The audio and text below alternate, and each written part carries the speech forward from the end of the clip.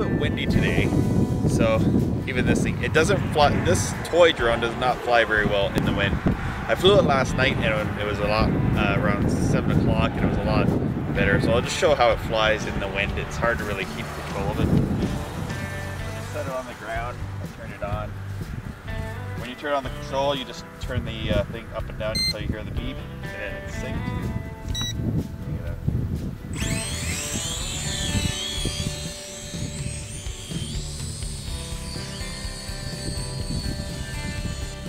There's a flying saucer out here.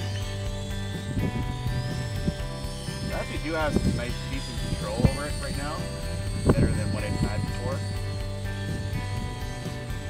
It's a little high for what I want.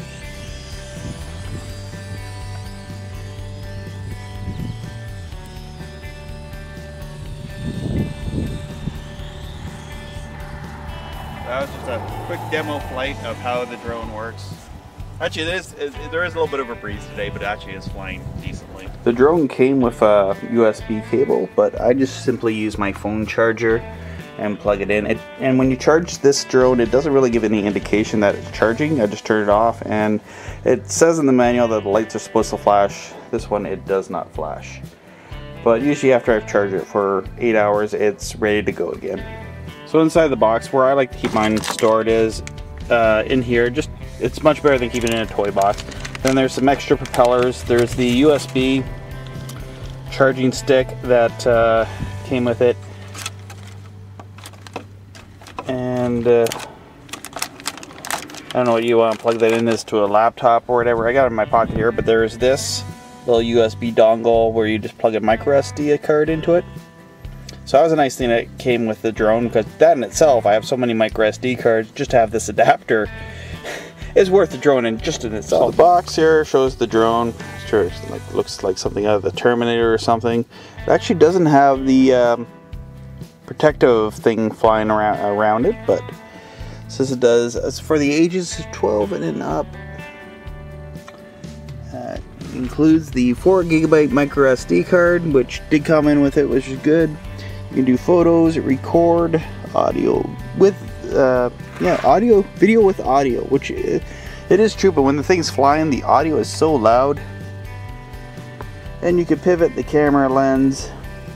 The camera is actually, there's no lens on top of the one I have. It's just a little pinhole, not quite a wide angle lens attached to it.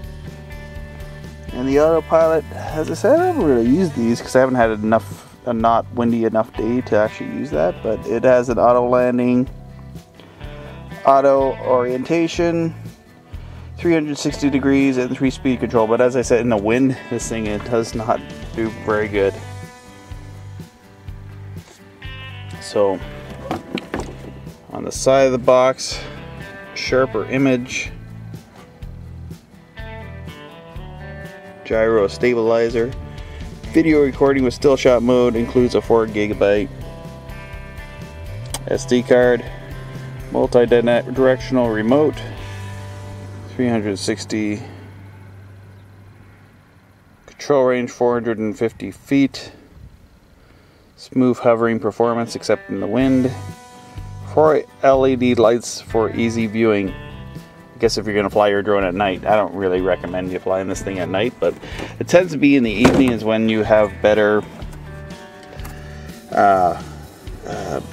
it's not as windy. Actually, right now might be a good time to be flying it too. Here's the controller. It has a little bit of a analog switch there, and there. And there is a camera, and the camera swivels like that. You can point like down and get an aerial picture, or just have it pointing up like that for just having flyover videos. So more on the remote, it has the throttle where you can adjust where you want your drone to be, how fast you want your drone to be going. It has these spin and trim and auto orientation line. I don't really hit those buttons. Usually when I'm flying it, I'm just focusing on trying to keep it in flying order. It's very hard to fly it in the wind, as I said, but usually once I get it going, and on a clear day, it works pretty good. And then you could turn the drone around by using the controller up here, and then this will control the direction you want it to fly in. Camera and video. So camera, you just push it once, it'll take a signal snapshot. You press video and you'll hear the remote beep, and it will, the drone will actually flash. So that's the only indication that I have that it's recording, is the drone flashes when it's doing the video.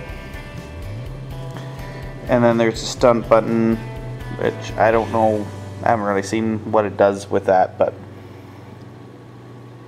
with the camera and video button, that's how you do record the videos. You just press that and then it records until you press it again and it stops. And as I said, you'll see the drone flashing.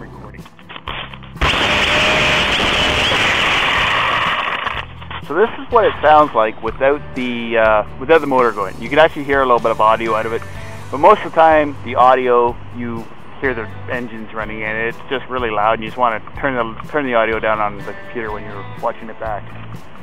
But just to give you an idea of what the drone's like, I'm just holding it like a selfie right now.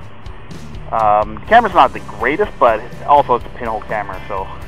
But hey, it's a cool feature for such a cheap drone just to have, and then after flying it, you can just take it and watch back your footage while you're charging it. Actually, it's kind of a cool feature.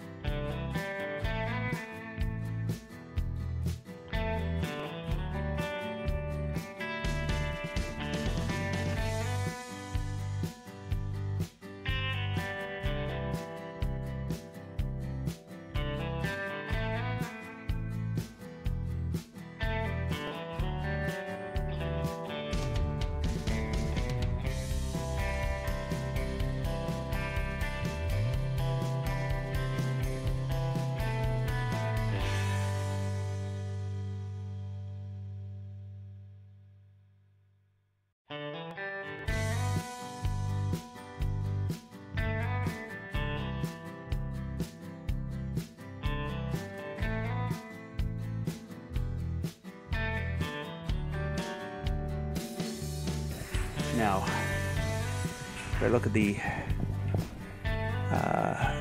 media information,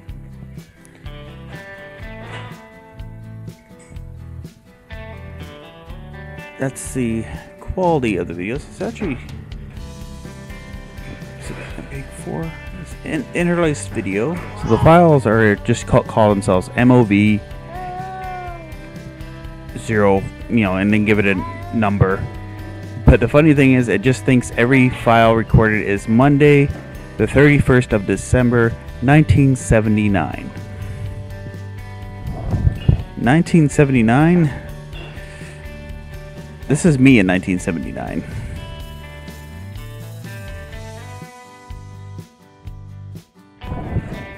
So the video is 640 by 480. It does 30 frames per second. It does a decode format of 422 YUV full scale. Tells me that it is interlaced video.